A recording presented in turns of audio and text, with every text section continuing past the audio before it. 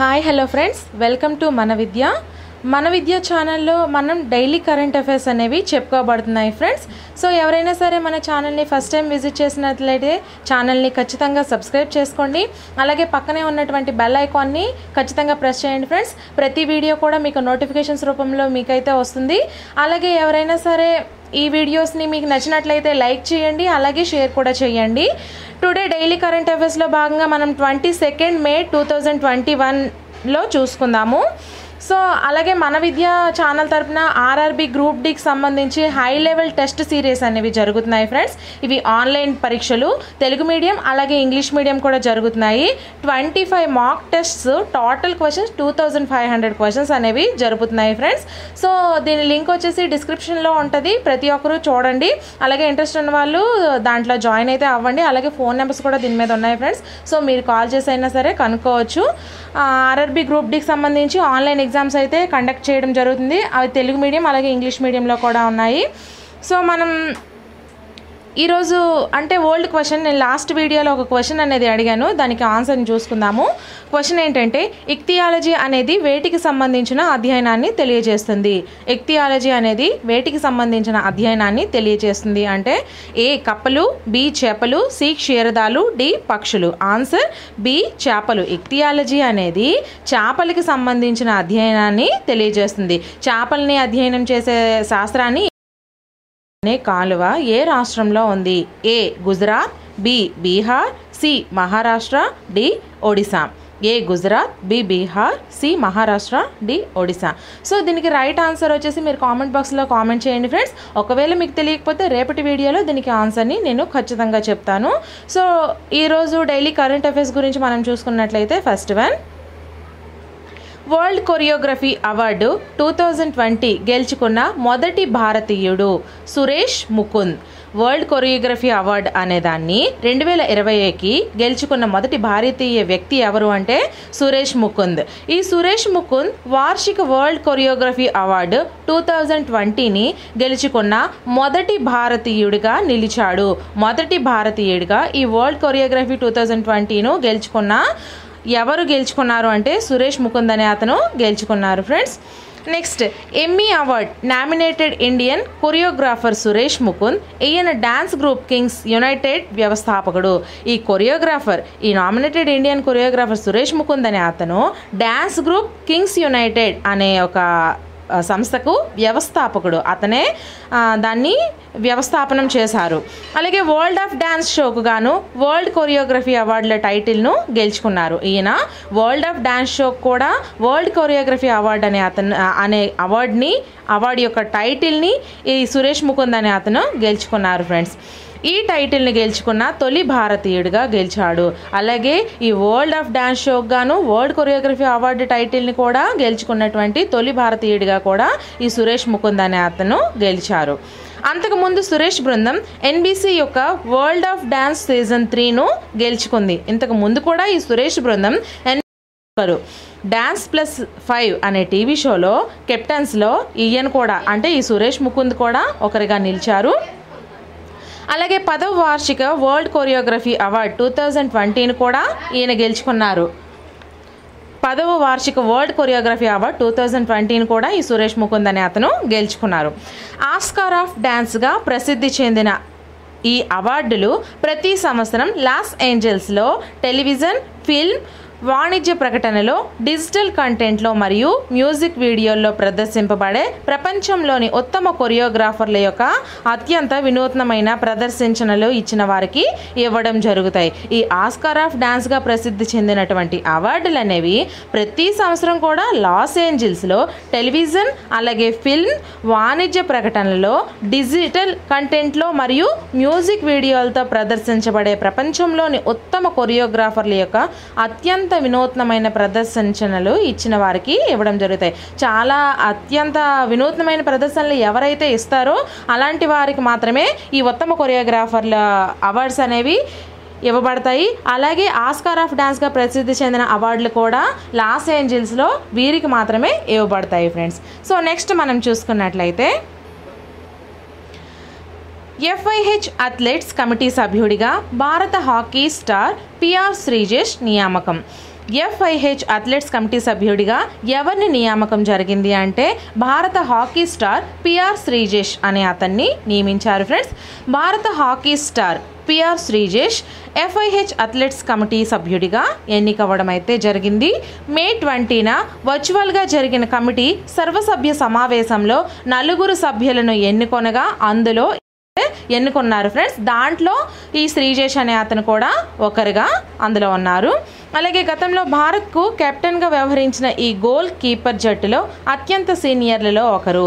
గతంలో భారత్కు కెప్టెన్గా వ్యవహరించినటువంటి ఈ గోల్ కీపర్ జట్టులో కూడా ఈయన సీనియర్లో ఒకరిగా ఈ భారత హాకీ స్టార్ PR శ్రీజేష్ అనే అతను నిలిచారు. 33 ఏళ్ల శ్రీజేష్తో పాటు రేబాచా పోలాండ్కు చెందిన అతను, అలాగే మహమ్మద్ మీ దక్షిణాఫ్రికాకు చెందిన అతను, అలాగే మ్యాట్ స్వాన్ ఆస్ట్రేలియాకు చెందిన అతను కూడా ఈ కమిటీలో సభ్యులుగా ఎన్నుకున్నారు. మొత్తం 4 ఎన్నుకోబడ్డారని చెప్పాను కదా. దాంట్లో ఈ 33 ఏళ్ల సంవత్సరాలు కలిగినటువంటి శ్రీజేష్తో పాటు రేబాచా అనే అతను పోలాండ్కు చెందిన అతను, అలాగే మహమ్మద్ మీ దక్షిణాఫ్రికాకు చెందిన అతను, మ్యాట్ స్వాన్ అనే అతను ఆస్ట్రేలియాకు చెందిన అతను కూడా ఈ కమిటీలో సభ్యులుగా ఎన్నుకోబడడం జరిగింది. అలాగే FIHలో టోర్నీలు, ప్రో లీగ్, టోక్యో ఒలింపిక్స్ తదితర విషయాల గురించి ఈ సమావేశంలో చర్చలు అనేవి జరిగాయి. ఈ సమావేశంలో దేని గురించి చర్చలు జరిగాయి అంటే ప్రో లీగ్, FIH టోర్నీలు, అలాగే ప్రో లీగ్, టోక్యో ఒలింపిక్స్ తదితర విషయాల గురించి ఈ సమావేశంలో చర్చలు అయితే జరిగాయి. సో FIH అథ్లెట్స్ కమిటీ సభ్యుడిగా ఎవరు నియామకం జరిగింది అంటే భారత హాకీ స్టార్ PR శ్రీజేష్ అనేది నియామకం అయితే జరిగింది ఫ్రెండ్స్. సో నెక్స్ట్, ప్రఖ్యాత పర్యావరణ శాస్త్రవేత్త, చిప్కో ఉద్యమ సారథి సుందర్లాల్ బహుగుణ చనిపోయారు ఫ్రెండ్స్. ప్రఖ్యాత పర్యావరణ శాస్త్రవేత్త ఈ సుందర్లాల్ బహుగుణ అనే అతను చాలా ముఖ్యమైన పర్యావరణ శాస్త్రవేత్త, అంటే చాలా పేరు పొందినటువంటి పర్యావరణ శాస్త్రవేత్త. అలాగే చిప్కో ఉద్యమ సారథి, ఈ చిప్కో ఉద్యమానికి ప్రముఖుడు ఎవరు అంటే ఈ సుందర్లాల్ బహుగుణ. ఈ సుందర్లాల్ బహుగుణ అనే అతను 94 సంవత్సరాలు కలిగిన ఇతను చనిపోయారు. ఈ నెల 8వ తేదీన రిషికేశ్లోని ఎయిమ్స్లో చేరారు. ఈ నెల 8వ తేదీన రిషికేశ్లోని ఎయిమ్స్లో చేరారు. దేనికోసం చేరారు అంటే COVID-19 సోకడం వల్ల ఈయనైతే చేరారు. ICUలో ఉంచి చికిత్స అందించినా కూడా ఫలితం అయితే లేకపోయింది. దీంతో మే 21న తుది శ్వాస విడిచారు. 21వ తేదీన మే 21వ తేదీన ఈయనైతే చనిపోయారు ఫ్రెండ్స్. ఉత్తరాఖండ్ సర్కార్ ఆయనకు ప్రభుత్వ లాంఛనాలతో గంగా నదీ తీరాన పూర్ణానంద్ ఘాట్ వద్ద అంత్యక్రియలు అనేవి నిర్వహించింది. ఎక్కడ ఇతనికి ఈ సుందర్లాల్ బహుగుణ అనే అతనికి అంత్యక్రియలు నిర్వహించింది అంటే గంగా నదీ తీరాన పూర్ణానంద్ ఘాట్ వద్ద అంత్యక్రియలు అయితే నిర్వహించింది ఫ్రెండ్స్. ఎవరు నిర్వహించారు అంటే ఉత్తరాఖండ్ సర్కారు ఈయనకైతే ఈ అంత్యక్రియలు నిర్వహించింది. 1927 జనవరి 9వ తేదీన ఉత్తరాఖండ్లోని టిహ్రీలో జన్మించిన బహుగుణ గారు 13 ఏళ్ల ప్రాయంలోనే రాజకీయ ప్రవేశం అయితే చేశారు ఫ్రెండ్స్. 1927 జనవరి 9న ఉత్తరాఖండ్లోని టిహ్రీలో జన్మించిన బహుగుణ గారు 13 ఏళ్ల ప్రాయంలోనే రాజకీయంలో ప్రవేశం అయితే చేరడం జరిగింది. అలాగే 1956లో పెళ్ళైన తర్వాత ఆ రంగాన్ని వీడారు ఫ్రెండ్స్. 1956లో పెళ్ళైన తర్వాత ఈ రాజకీయ రంగాన్ని అనేది విడవడం జరిగింది. 1960 నుంచి పర్యావరణ పరిరక్షణపై దృష్టి సారించి దానికోసమే తన జీవితాన్ని అంకితం చేశారు. 1960వ సంవత్సరం నుంచి పూర్తిగా పర్యావరణపై మాత్రమే ఇతను దృష్టి సారించి జీవితాన్ని అయితే అంకితం జరిగింది. అలాగే 1970లో చిప్కో ఉద్యమం ద్వారా ప్రపంచానికి సుపరిచితులయ్యారు. ఈ 1970లో జరిగినటువంటి ఈ చిప్కో ఉద్యమం ద్వారా ప్రపంచానికి చాలా మంచి అతనుగా పేరు అనేది ప్రసిద్ధి పొందారు. ముఖ్యంగా హిమాలయాల్లో అడవుల నరికివేతకు టెహ్రీ డ్యామ్ నిర్మాణానికి వ్యతిరేకంగా తీవ్ర పోరాటాలు ఈయన అయితే చేశారు. హిమాలయాల్లో అడవులు నరికివేస్తుంటే దానికి వ్యతిరేకంగా పోరాడారు. అలాగే టెహ్రీ డ్యామ్ అనే నిర్మాణానికి కూడా వ్యతిరేకంగా పోరాటాలు ఈయనైతే చేసి ఒక మంచి పేరుని పొందారు. ఈ సుందర్లాల్ బహుగుణ అనే అతను ఎప్పుడు చనిపోయారు అంటే మే 21వ తేదీన చనిపోయారు ఫ్రెండ్స్. సో నెక్స్ట్ మనం చూసుకున్నట్లయితే తొలి బాక్సింగ్ ద్రోణాచార్య అవార్డు గ్రహీత ఓపి భరద్వాజ్ చనిపోయారు. తొలి బాక్సింగ్ ద్రోణాచార్య అవార్డు ఎవరు గ్రహించారు అంటే ఓపి భరద్వాజ్, అతనైతే చనిపోయారు ఫ్రెండ్స్. దేశంలో ద్రోణాచార్య అవార్డు అందుకున్నటువంటి తొలి బాక్సింగ్ కోచ్ ఘనతను సొంతం చేసుకున్న ఓపి భరద్వాజ్ అనే అతను చనిపోయారు. సుదీర్ఘకాలంగా అనారోగ్యంతో బాధపడుతున్న 82 సంవత్సరాల ఈ ఓపి భరద్వాజ్ గారు మే 21వ తేదీన తుది శ్వాస విడిచారు.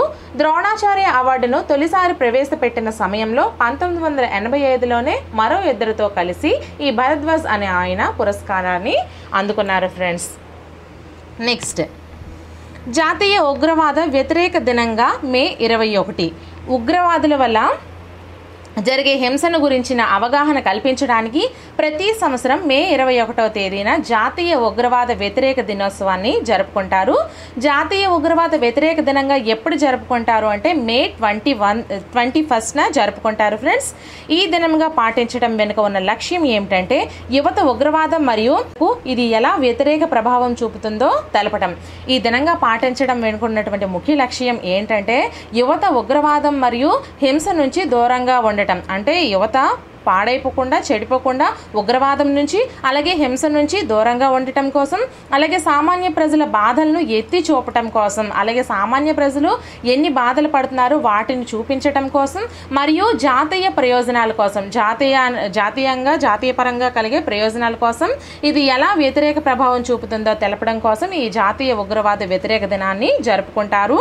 అలాగే 1991లో ఈ రోజునే భారత మాజీ ప్రధాని రాజీవ్ గాంధీ గారు హత్యకు గురయ్యారు ఫ్రెండ్స్. 1991 మే 21వ తేదీనే భారత మాజీ ప్రధాని రాజీవ్ గాంధీ గారు హత్యకు గురయ్యారు. భారతదేశం ఉగ్రవాద వ్యతిరేక దినోత్సవాన్ని జరుపుకుంటున్న ఈ రోజునే రాజీవ్ గాంధీ 30వ మరణ వార్షికోత్సవాన్ని కూడా గుర్తు చేస్తుంది. ఈ జాతీయ ఉగ్రవాద వ్యతిరేక దినంగా మే 21వ తేదీన జరుపుకుంటున్నాం కదా. ఈ మే 21వ తేదీన రాజీవ్ గాంధీ గారి 30వ మరణ వార్షికోత్సవాన్ని కూడా ఇది గుర్తు చేయడం అయితే జరుగుతుంది. సో ఈరోజు కరెంట్ అఫైర్స్ అయితే ఇవి ఫ్రెండ్స్. నేను ఈరోజు ఒక 2 ఎక్స్ట్రా మీకు బిట్స్ అయితే చెప్పాలనుకుంటున్నాను, అది జీకే గురించి.